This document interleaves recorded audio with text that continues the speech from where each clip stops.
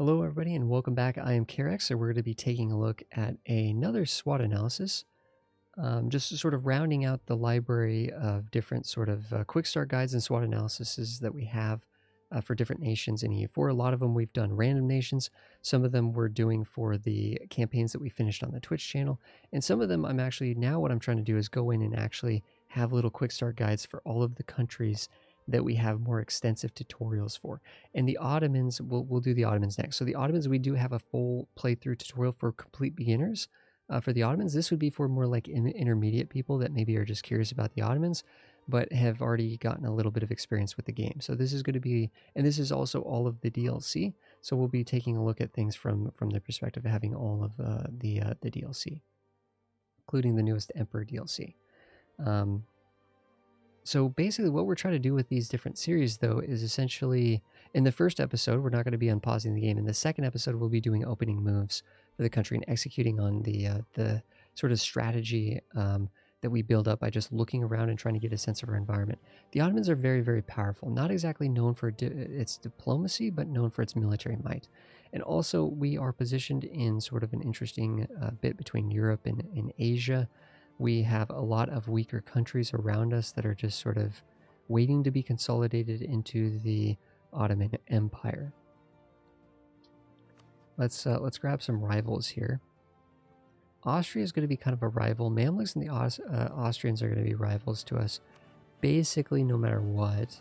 However, I'm thinking if we can grab Venice. Venice is a nation that has a lot of land down here. We're going to want to attack Venice. That's going to be a good one. Venice is a nation that's pretty tough, but has a lot of, again, rich land in this area, and we can easily beat them up because we're one of the most powerful countries in the world. The Mamluks are someone that we're definitely going to be going head-to-head with on the regular here. Hungary is someone that we could attack pretty early on, especially if they don't have a strong relationship with Austria, but they tend to get that pretty early as well. Austria would definitely be a long-term alliance, no doubt about it. Right now, Aragon's a little bit outside our reach for us to care about Aragon. I think we will probably rival... QQ is also kind of a little bit out of reach. We'll save the last rivalry in case we're trying to get a particular alliance or something like that. Because I mean, quite honestly, I mean, QQ could end up being an ally to us, right? They're actually happy with us. They wouldn't mind having us as an ally. We don't really need alliances in a sort of a traditional sense. Who is it that just had a heart here? Mazovia. They're a subject of Poland, so their opinion of us doesn't really matter much. I don't think Poland's going to ally us anytime soon, but we are very powerful, so we could probably make it happen if they wanted to, because everybody wants to be our ally because we're so powerful. We are, of course, a Sunni nation, and we have a lot of Orthodox land over here, but we do have some estate things going on right now, basically allowing it so that we can live in peace with the Orthodox, right? They're not contributing negatively to our religious unity, so we have a 94% religious unity, despite the fact that our Orthodox land is, well, you know, Orthodox. Eventually, we might want to get rid of that, or we might want to convert these provinces. This makes it so that I don't think we are allowed to actually convert these bits. I think it's minus 100% because we're guaranteeing the dhimmi autonomy. So that's something we might want to undo at some point. If we go to our missions here, actually, this will be a good bouncing off point just for telling us what we should focus on first. City of World's Desire, that sounds like Constantinople to me. Own Constantinople. Boom. We're not going to get any free claims on Constantinople, so we do need to build this claim the old-fashioned way. So let's go over to Byzantium here, start working on a spy network. That's going to be priority number 1.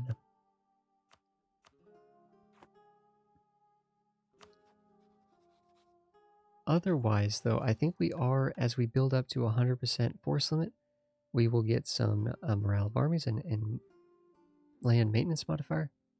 Meh. Total development grown by 50. Okay, this is just generic stuff here. 2 allies, if we can have 2 allies, we'll get some. This is generic as well. 2 allies have some diplomatic rep, have a high income. Yeah, that's fine. Let's look for the fancy stuff. This is a fancy one here. So if we have a total army size of 85% of our force limit, and we will be able to get free claims on Karaman, on I think on Jandar as well, right? I think those two guys should be in that list.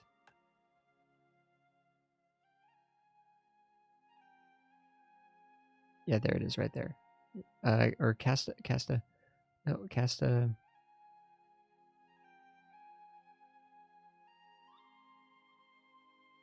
Wait a second. Oh, these are areas. Sorry, these are areas, guys. Yeah. Cara Den. I'm sorry, I'm being a doofus here. There it is there. Okay, for sure. I just wanted to make sure we could get free claims on this area and this area here if we were to actually do that. Do we actually get free claims on other bits around here too? I think this is what gives us, yeah, taking Constantinople is what gives us free claims on all of this down here, which is nice. And that gets us up to conquer Greece, conquer Siberia, Serbia, sorry, and some other things. We can't speak today, guys, apparently. So what we're going to want to do is we're going to want to get up to 85% of force limit. We don't really care too much about the 100% force limit mission. Bunch of things over here. Yearly prestige, move towards legalism. I like legalism. -1 national unrest, move towards legalism. Heck yeah. Missionary strength towards the heretics. Sounds good to me. Lose 100 military power until the end of the game. We get national manpower plus 10%. For a one-time payment, that seems like a no-brainer. For a one-time payment. Do we start with a general? We do start with a pretty good general, 331. That's pretty good. We, of course, have an amazing ruler. And we don't really want... He's a conqueror, too, so we're going to want to be doing that kind of stuff with him. We are focused on military at the moment, but I think if we deselect this, we're going to want a little bit more of an even mix here. Admin and Diplo are also going to be important at the beginning of the game here. We're going to have tons of military points flooding in. It's not going to be any issue whatsoever. We just don't want to fall behind on military tech, but with this 646 guy, it's not even possible that we could. So we start off with the Ottoman government type, which gives us extra legitimacy, unjustified demands, -10% on those, extra absolutism, and additional governing capacity. Wow, that's very strong. That's very strong. Doesn't look like there's anything special going down that way, though. So if we go to our states here, let's yank the Crownland and then start working on filling in some of these bits. We're going to want cheaper advisors. Gives us additional piety toward this, pushes us more towards legalism. That could be something we get eventually. This is just the 1010. I mean, a lot of times with these, I kind of start the same way with most of these countries. This gives us more manpower. I don't think manpower is actually going to be really an issue for us, to be honest. Well, you know what I did realize? We can actually buy special troops with our military power. I forgot about that. The Ottomans have this special thing where they can buy troops with military power. That's actually super funny, guys. Pardon the sound there. Someone actually followed on the Twitch channel is what happened. We're not live right now. We're making YouTube videos. I just forgot to mute the alerts. Of course, we do play a lot of EU4 and Crusader Kings 3 on the Twitch channel. We're going to be doing a Crusader Kings 3 beginner playthrough soon, actually, in case anybody's interested in that. I think we'll grab another 1010. I'm just wondering, do we want to get this increased levies? What's our economy look like? We haven't even checked that out. We're making money despite the fact, but man, 10% national tax rate, that's going to cut us a whole ducat. You know what? I think we grab that. Our economy is so good. I think manpower is something you just can't buy. I think that's worth it. So let's finish clicking those buttons here. Merchant guilds. We're going to want cheaper light ships. We'll probably want to build some of those to increase our trade fleet. 1010 is really good.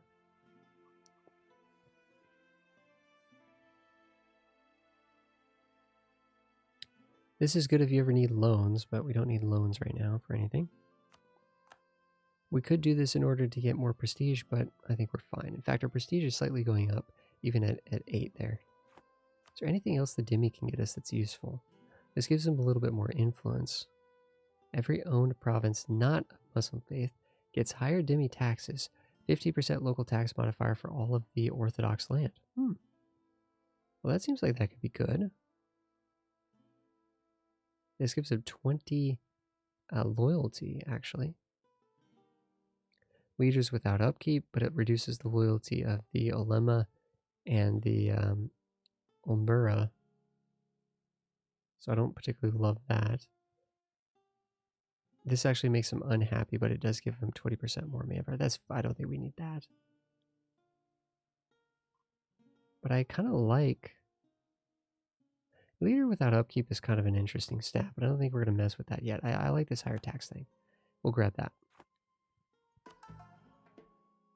So we could actually be converting this. I mean, it would take a bajillion years, but it's very cheap to do. It's like, sure. And what we could do is we could come over to here and we could actually add the edict to add conversion, enforce religious unity. So it probably won't take so many years. Yeah, that should cut the amount of time in half down to 45 months. So we'll just slowly be working on that. No harm, no foul. We'll be able to fight some rebels there if they rise up on us or not. Our trade's looking pretty good as it is. Let's get our light ships actually going and protecting in Constantinople. The rest of our navy is 7 galleys and 12. We have no heavy, 7 galleys. That's not actually enough to have naval dominance. I think even Byzantium can with Athens combined, the Byzantine Empire here. Well, I guess they're not really an empire anymore, but they I think can actually beat us in the water. So building some more ships would be good. What are we going to need in order to get 85% force limit? Okay. The same cost for the Janissaries. We're going to want to build Janissaries. That costs military power. So we'll be saving a little bit of military power. We'll build these as we get 6 or 7 of those guys.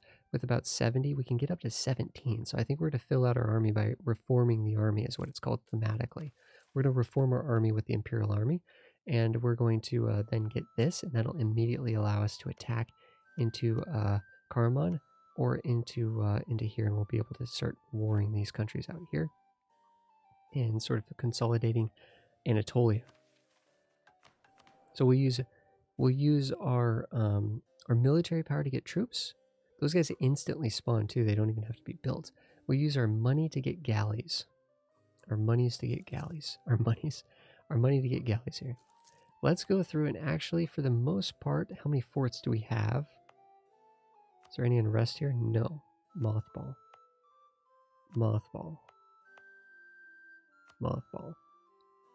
Is that it? Just 3 forts? No, we have more forts than that. It's 2 out of 5. Where's our other forts? Oh, these guys are on a fort. I know there's a way that we could find this more easily. I'm just kind of curious, actually. Oh, is our capital a fort too? No. Oh, down here. Wasn't Troy somewhere around here? Anyways, well, we could definitely be affording some of these dudes. We're not even not paying for the army, which is the funny thing. It's going to be about a year or 2 before we can attack Byzantium. It's only going to be about a year before we'll actually have the claims on these guys. The funny thing is, I think instead of this, let's drill. Let's drill the armies. Do we have a province that can support the entirety of the army? I think they can barely sit here all together, and we can drill them right there. So economically, we're doing great. We can absolutely afford the level 1s. That guy's going to help that conversion go much faster. It's only going to take a couple years now. Force limit modifier, we do not want that person.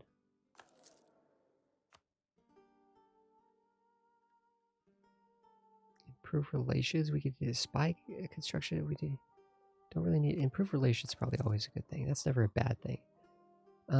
Let's butter up some of the people. Like we could potentially just go right in for the try to get the alliance on these guys. Royal Mariam at least. I don't think we're going to try to ally anyone near us, because I think it's mostly we're going to be pretty aggressive with everybody nearby. We have the ability to get multiple alliances here. Tunis could be not bad. They're not incompetent. We don't want them pulling us into any silly wars, though. I don't think we're going to ally these guys, because I think we're going to be conquering them sooner rather than later. Yeah, I think Tunis. I think that's good. I think if we got a queen, a 5/5/2 queen. It's not terrible. We don't have an heir yet, though. So I think if we ally QQ in Tunis, that would be that would kind of be good enough. We could end up also trying to get something going with Crimea, and maybe even sort of be able to vassalize Crimea in the future. So I think for the most part, we've talked a little bit about the Ottomans. We know what our objectives are: getting the claim on Constantinople and taking that, getting our force limit up a little bit by using military power to get the special janissaries, and then conquering Karaman and Jandar, and going this way and consolidating Anatolia. We need to keep an eye out for the Mamluks, because they're very strong, and keep an eye on what's going on with Austria and Venice. Actually, the other thing is, yeah, we'll want to get claims on these guys, but we'll get free claims on them once we take Constantinople. So Venice is going to be someone that we'll want to attack probably relatively soon in the grand scheme of things. Guys, thanks everybody for watching this sort of opening bit for Ottomans. Ottomans, of course, are an incredibly powerful country with lots of flexibility. We could conquer this way, we could conquer down here, we could conquer over here. We could do what we could conquer up here. We could do whatever the heck we want as the Ottomans.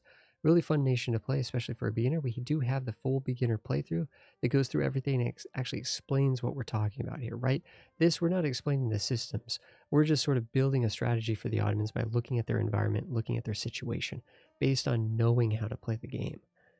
It's a different process if we're trying to teach people how to play the game. So this is not a strategy necessarily for the Ottomans, but just to sort of explain the process for maybe intermediate viewers and such. So in the next episode, we'll actually do opening moves, and we'll actually try to see if we can actually acquire some of these different areas and complete some of these different missions. So thank you so much, everybody, for watching. I will see you guys in the next episode.